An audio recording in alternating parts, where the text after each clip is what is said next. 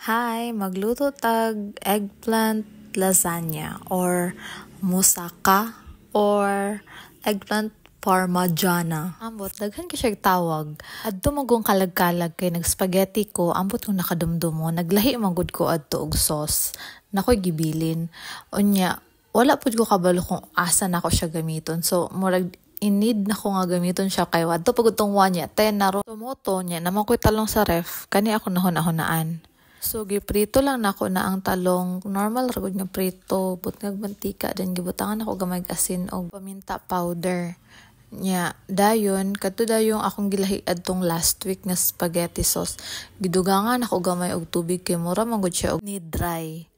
So mo to gidugangan ako siya og tubig gamay. Gilayer-layer lang dayon nako ang talong ug ang spaghetti sauce. So naduha pud siya ka layer. Tulo ra man gud kabuk akong talong. So mas tiyada siguro kung taas-taas siya pagka layer.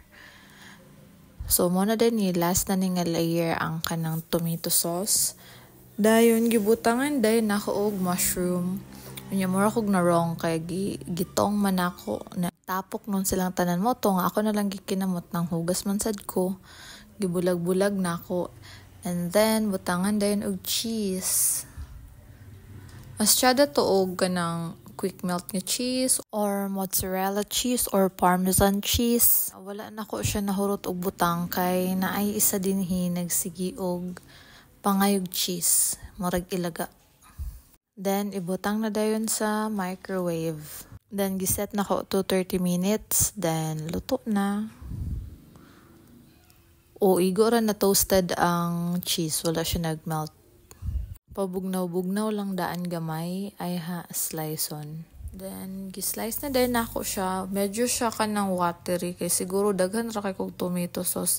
Kay duha ra gud ka layer akong talong. So, mo na to, luto siya. Lami ang pud siya. Mura ko og ni kaon og spaghetti with talong. So, mura to. Thank you for watching. Bye!